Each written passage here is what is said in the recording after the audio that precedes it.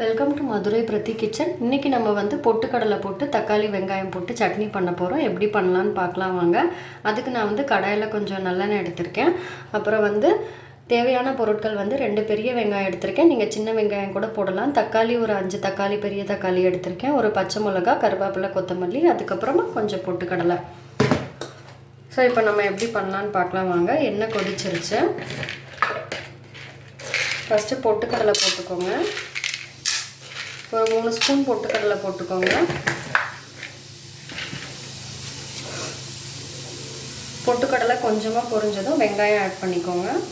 ரொம்ப பொரிக்க விடாதீங்க பொட்டுக்கடலை.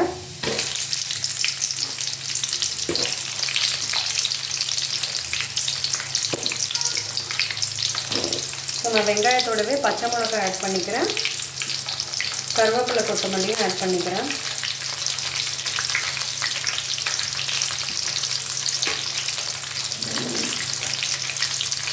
கொஞ்சமாக பெருங்காயத்தூள்,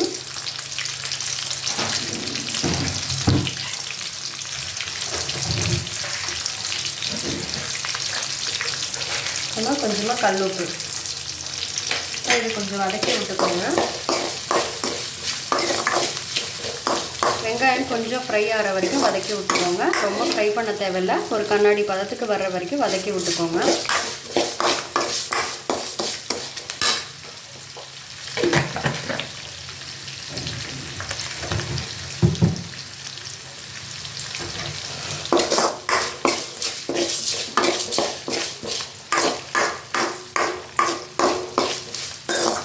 சின்ன வெங்காயம் போடணும்னா ஒரு 8-9 சின்ன வெங்காயம் போட்டுக்கோங்க. டேஸ்ட்டு சூப்பராக இருக்கும்.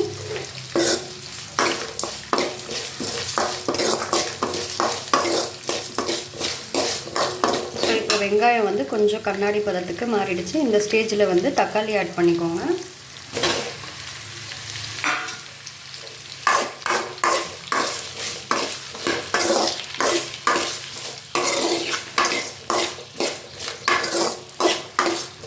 தக்காளி கொஞ்சம் வதங்குற வரைக்கும் வதக்கிக்கோங்க. ஸோ இப்போ ஓரளவு தக்காளி வதங்கிருச்சு. இந்த ஸ்டேஜில் நீங்கள் வந்து ஆஃப் பண்ணிக்கலாம். சட்னி ஆற வச்சு மிக்சியில் அடிச்சுக்கலாம். ஸோ தக்காளி வந்து ரொம்ப ஒன்றும் வதங்க தேவையில்லை. இந்த அளவுக்கு கொஞ்சமாக மேஷ் ஆனால் போதும். நம்ம இப்போ இதை வந்து ஆற வச்சுக்கலாம். ஸோ நம்ம இப்போ வந்து தாளிச்சிக்கலாம் சட்னிக்கு.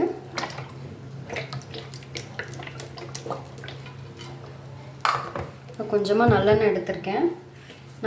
நல்லெண்ணெய் காஞ்ச பிறகு கடுகும் உடைச்ச உளுந்தம் பருப்பு மட்டும் ஆட் பண்ண போகிறேன். உங்களுக்கு வேணும்னா காஞ்ச மிளகா நீங்கள் ஆட் பண்ணிக்கலாம். கருவேப்பிலை கூட ஆட் பண்ணிக்கலாம். நான் வந்து அது எல்லாமே அதில் போட்டுட்டேன். ஒரு பச்சை மிளகாய் போட்டிருக்கிறனால நான் அதில் ஆட் பண்ணலை. உங்களுக்கு காரம் வேணும்னா நீங்கள் இதில் காஞ்ச மிளகாய் ஆட் பண்ணிக்கலாம்.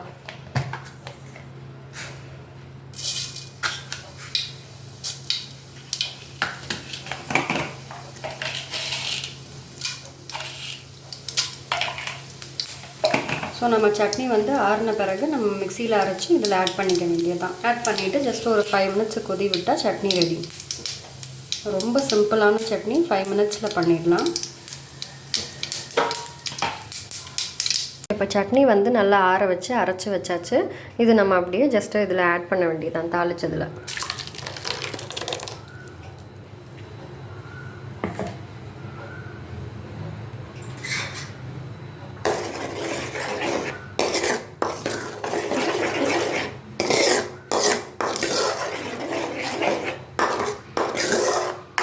உங்களுக்கு கன்சிஸ்டன்சி இந்த கன்சிஸ்டன்சியில் வேணும்னா அப்படியே வந்து கொதிக்க வச்சுக்கலாம். இல்லை கொஞ்சம் தண்ணி வந்து மிக்சியில் வந்து இந்த இருக்கிற சட்னியில் கொஞ்சம் தண்ணி வந்து ஆட் பண்ணி இதில் கலந்துக்கோங்க. ஸோ இப்போ பார்த்தீங்கன்னா சட்னி வந்து ஒரு கொதி வந்துருச்சு. இந்த ஸ்டேஜில் நீங்கள் ஆஃப் பண்ணிக்கலாம். ரொம்ப டேஸ்ட்டாக இருக்கும். ஜஸ்ட்டு 5 மினிட்ஸில் வந்து சட்னி வந்து சீக்கிரமாக செய்யணுன்னா செஞ்சு முடிச்சிடலாம்.